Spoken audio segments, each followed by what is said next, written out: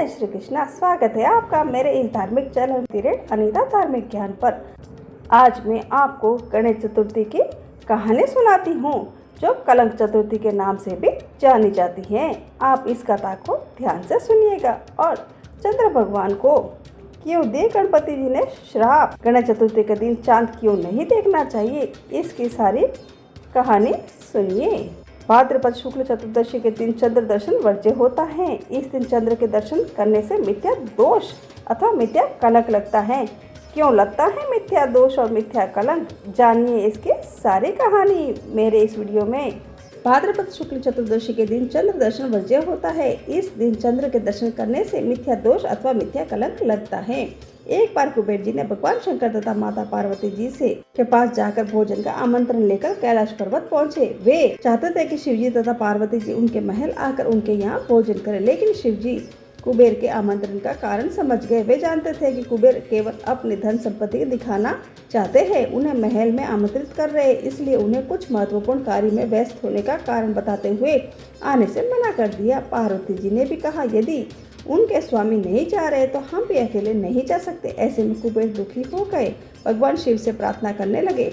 तब शिव जी मुस्कुराकर बोले, यदि आपको हमारी सेवा ही करनी है तो आप मेरे पुत्र गणेश जी को साथ ले जाइए, गणेश जी आपको सेवा का पूर्ण मौका देंगे। अंत में कुबेर गणेश जी को ये ले गए। गणेश जी कुबेर के महल में पेट भरकर भोजन किया। कुबेर ने गणेश जी को खूब मिष्ठान खिलाए, लेकिन इतनी मिठाइयाँ खाने के बाद भी उनका मन नहीं भरा और वे सोचने लगे कि यहाँ से निकलते समय कुछ मिठाइयाँ अपने ज्येष्ठ भ्राता कार्तिकेय के लिए ले जाएंगे और कुछ स्वयं भी खा लेंगे। गणेश जी ने बहुत सी मिठाइयों को अपनी गोद में रखा और अपने मूषक पर सवार होकर चलने लगे। तभी गणेश जी को मूषक ने मार्ग से एक सर्प देखा और वह भय से उछाल पड़ा।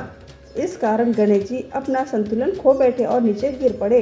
परिणाम स्वरूप उनकी सारी मिठाइयाँ भी धरती पर बिखर गई। गणेश जी अपनी मिठाइयों को एकत्रित कर रहे थे कि उनके हंसने की आवाज़ सुनाई दी। उन्होंने यहाँ वहाँ देखा तो उन्हें कोई नहीं दिखा, लेकिन जैसे ही उनकी आंखें आकाश पर पड़ी तो उन्हें चंद्रमा को हंसते हुए देखा। गणेश जी विचार करने लगे कि उनकी मदद करने के स्थान पर चंद्रमा उनका मजाक बना रहा है। चंद्रमा को हंसते देख गजमुख को बड़ा क्रोध आया। उन्होंने चंद्रदेव को तुरंत श्राप दिया कि हे चंद्र, अब तुम किसी को देखने योग्य नहीं रह जाओगे। यदि किसी ने तुम्हें देख लिया तो वह पाप का भागी होगा। ऐसा कहकर गजकर्ण वहां से चले गए।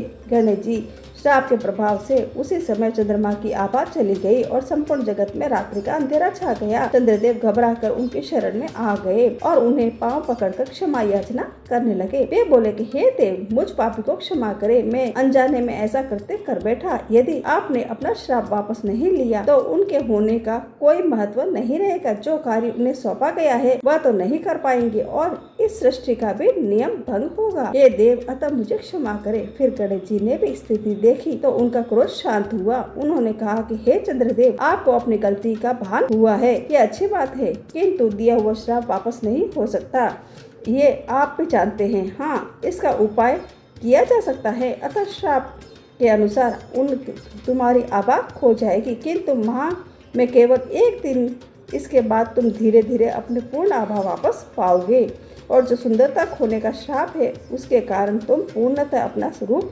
नहीं खोओगे, किंतु तुम्हारे चेहरे पर कुछ दाग रह जाएंगे जो तुम्हारी गलती को याद दिलाते रहेंगे। गणेश जी की कृपा से चंद्रदेव प्रसन्न हुए और उनका आभार प्रकट करने लगे, किंतु गणेश जी ने कहा कि मेरा ये श्राप मैंने कम अवश्य कर दिया है, किंतु तुमने जो मेरा अपमान किया है उसके कारण मैं दुखी हूँ। आज भाद्रपद शुक्ल चतुर्दशी के दिन तुमने मेरा अपमान किया है, जो अब से आज के दिन कोई भी तुम्हारा दर्शन नहीं करेगा।